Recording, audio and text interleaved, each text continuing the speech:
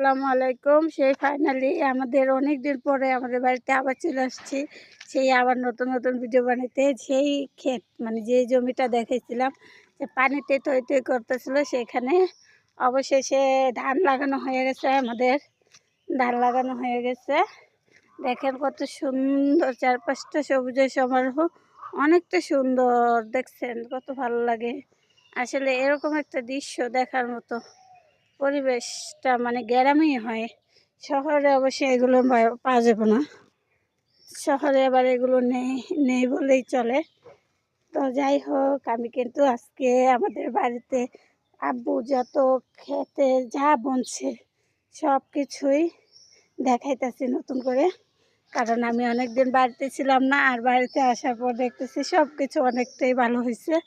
তো এখান দিয়ে যাওয়া যাবে না, এখানে অনেক গাছ আছে, আর এখানে নিচে হচ্ছে পুকুর আছে। আর আমি অবশ্য সাঁতার জানি না।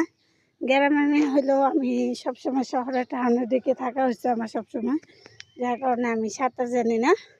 এই জন্য সবসময় পানি দেখলে দূরে থাকি। আমার পানিতে অনেক ভয় লাগে, আমি পানির কাছাকাছি তেমন একটা যাই না। তো আজকের ব্লগটা এই পর্যন্তই। সবাই কেমন আছেন? ভালো আছেন? সুস্থ থাকেন, নিজের খেয়াল রাখেন, আর সবাইকে ঠান্ডা মোবারক। অবশ্য আমার জন্য ঠান্ডাটা বেশি একটা ভালো না, কারণ ঠান্ডা হলে আমার প্রচণ্ড গলায় প্রবলেম হয়। তো ভালো থাকেন, সুস্থ থাকেন। আল্লাহ হাফেজ। না, বাম হাতে দেওয়া যাবে না, ডান হাতে। আল্লাহ হাফেজ ভাইয়ারা, আপুরা। Bye bye.